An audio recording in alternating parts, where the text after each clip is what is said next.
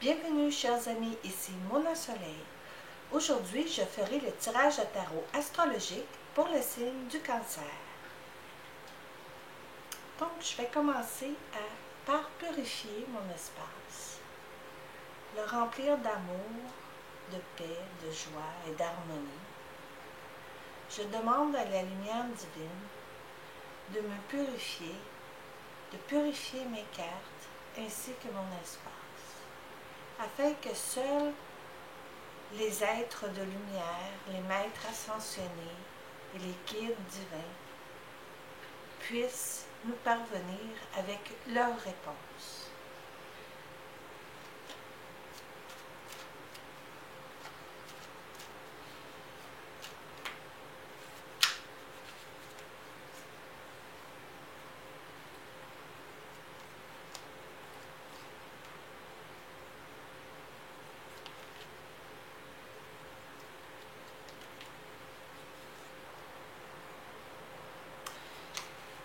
Et la dernière carte représentera le thème général qui caractérise le mois de juillet à venir pour le Cancer.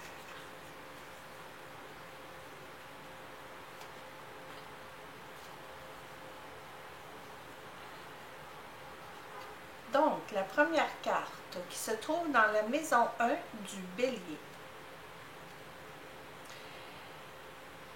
Nous avons le 10 d'épée. Le 10 d'épée peut paraître comme une carte étant un peu sinistre, triste, désespérée. Sauf qu'il faut se souvenir que c'est un 10. Un 10 représente un nouveau commencement, un début. Puis, quand on vient l'ajouter dans la maison 1 qui représente l'ascendant, le moi, la personnalité, le comportement, la vitalité, vos ambitions, vos motivations et votre corps physique, disons qu'il y a beaucoup d'anxiété qui se passe au sujet d'une situation, ou peut-être plusieurs situations difficiles, qui vous amènent beaucoup d'anxiété. C'est sûr que vous, Cancer, vous êtes un signe très émotif, hein? Puis vous pouvez vous laisser affecter souvent par beaucoup de choses qui viennent vous fatiguer plutôt à un niveau mental, émotionnel. Vous vous en faites beaucoup, comme dit-on, le petit hamster qui roule tout le temps. Mais on voit le lever du soleil ici dans cette carte-là. Fait que en ce qui concerne vos angoisses, vos soucis, vos problèmes, vous êtes à la fin de ça. Les choses sont en train de s'améliorer parce qu'il y a définitivement un changement qui est en train de se produire en vous. La carte numéro 2, vous voyez, c'est très intéressant. On a le 8 de bâton. Le 8 de bâton, c'est une libération qui se trouve en maison 2 du taureau. Et ceci représente, cette maison, votre système de valeurs, vos manières de les gérer et de gagner de l'argent, le domaine financier ainsi que vos biens matériels. Donc, il y a une grande libération, là. Si vous aviez des montants, des dettes, des choses comme ça qui sont dues, vous allez vous libérer définitivement de ça. Vous allez retrouver en vous des nouvelles valeurs, peut-être que vous n'avez pas dans votre transformation pour le mois de juillet, parce qu'il y a une belle vague d'énergie qui va vous aider à vous propulser de l'avant vers ce que vous désirez accomplir. Dans la maison 3, qui est la maison du Gémeaux, c'est la manière dont vous communiquez, dont vous réfléchissez, votre apprentissage, vos frères, vos soeurs, vos voisins, vos collègues, les petits déplacements ainsi que les études. Puis, on peut dire que dans la maison 3, vous avez une très belle carte qui est l'as de coupe. L'as de coupe représente, en fait, une grâce divine qui vous arrive. Hein? C'est un grand potentiel en vous que vous allez ressentir beaucoup de paix, d'amour, des choses comme ça qui vont vraiment vous faire du bien. Donc, c'est vraiment un beau présage. Puis aussi des belles, au sujet de votre entourage proche, vous allez avoir des belles nouvelles qui s'en viennent pour vous, Cancer. Dans la maison 4, nous avons la maison 4 du Cancer. Nous avons le 12 qui est le pendu. Et en fait, la maison 4 représente la famille, le foyer, les origines, l'hérédité, le père, la mère, les racines, l'héritage, votre foyer et l'enfance. Donc ici, si vous avez des petits problèmes en ce qui a trait à votre famille ou peut-être un héritage, il y a un petit retard en ce qui a trait peut-être un héritage à venir. Donc, il faut être patient. Et en ce qui a trait à votre famille, il faut essayer de voir les choses sous une différente perspective que la vôtre. Vous savez, quand on regarde une maison de face, qu'on la trouve très petite, si on se met à regarder sous un autre angle, on voit que le côté s'allonge très loin vers l'arrière. Donc, c'est un petit peu ça, là, ici, cette carte-là. Puis, en regardant d'une autre manière, vous allez vous apercevoir que vous allez mieux comprendre, vous allez être éclairé, hein, parce qu'on voit beaucoup de soleil alentour de sa tête. Donc, c'est pas une carte de mouvement non plus, le pendu. C'est une carte d'attente. Il faut être patient. La maison 5, qui est en Lion, nous avons la grande prêtresse. Donc, la maison 5, ça représente votre créativité, vos amours, vos plaisirs, vos loisirs, la chance au jeu, votre vie sociale ainsi que vos enfants. Oui, Cancer, c'est possible qu'il y ait une conception pour le mois de juillet. C'est très intéressant parce que la grande prêtresse, c'est une carte de fertilité. Hein? Donc, ça pourrait apporter pas nécessairement une naissance, mais vraiment de la fertilité, de la prospérité dans votre vie. Aussi, on demande, parce que c'est une carte très féminine, qui vient toucher à l'intuition. Écoutez votre intuition, elle va vous guider face à peut-être des choses à mieux comprendre ou à régler ou à prendre des décisions, donc en ce qui a trait à votre famille. Donc, prenez le temps de vous écouter. La maison 6 qui est en Vierge, nous avons le 9 de bâton.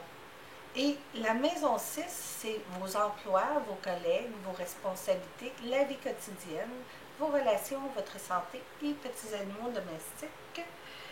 Ici, pour la maison 6, vu que c'est le 9 de bâton, je viendrais l'associer avec le travail surtout. Il y a eu peut-être des désagréments au niveau de votre travail, sauf que cette expérience-là vous a quand même appris. Hein? C'est une expérience positive. Puis maintenant, pour le mois de juillet, vous pouvez laisser ça de derrière parce que les choses vont... ce ne sera plus la même chose, ça va changer. Donc, attendez-vous après les vacances de juillet, là, on dit les vacances de construction ici au Québec, que peut-être les choses vont mieux aller pour vous.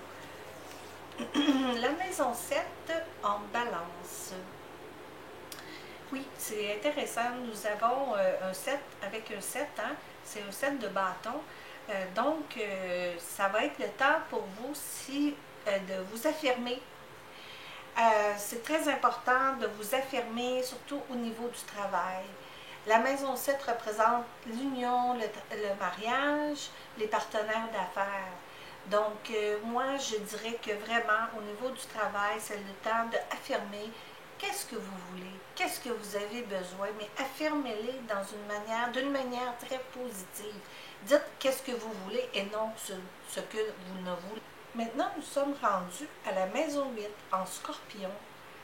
Nous avons la carte de tarot, la Lune.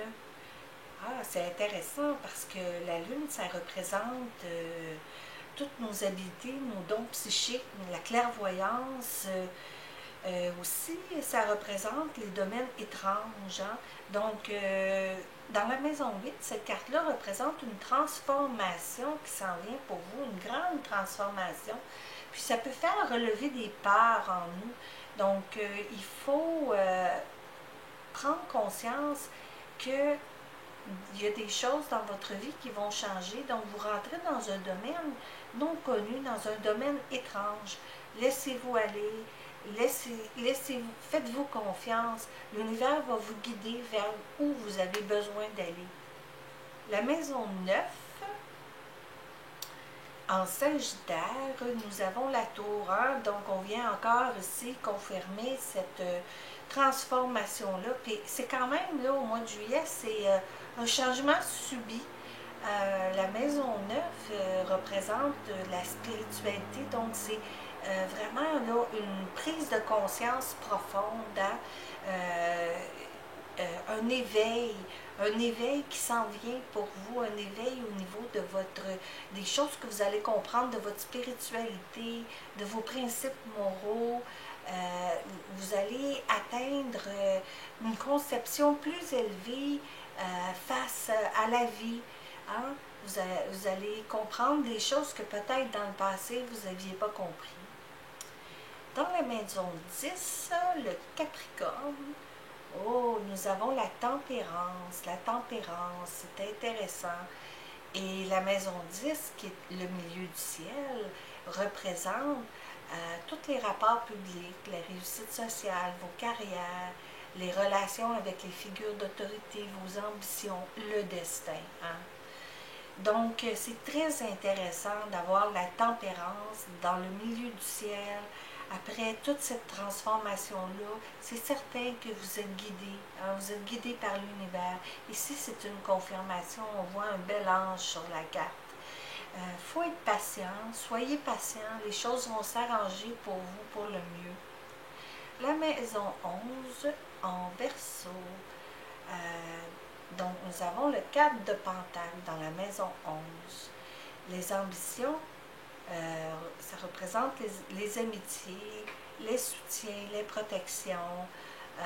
Donc, ici, je viendrais ramener notre guide ici de la maison 10, hein, qui vient ici renforcer, en fait, tous vos biens matériels, parce que les pentacles représentent tous les biens matériels, hein, nos économies, les choses comme ça.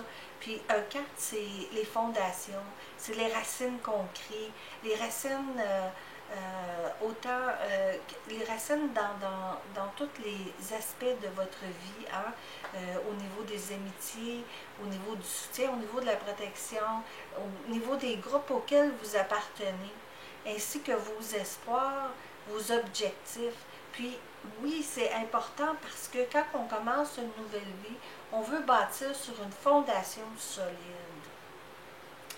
La maison 12, le chariot. Ah, le chariot dans la maison 12.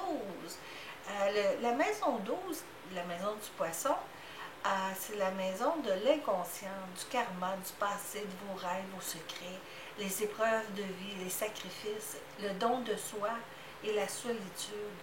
Puis, je suis très contente de voir que vous avez le chariot dans cette maison-là parce que c'est une carte de mouvement. Hein.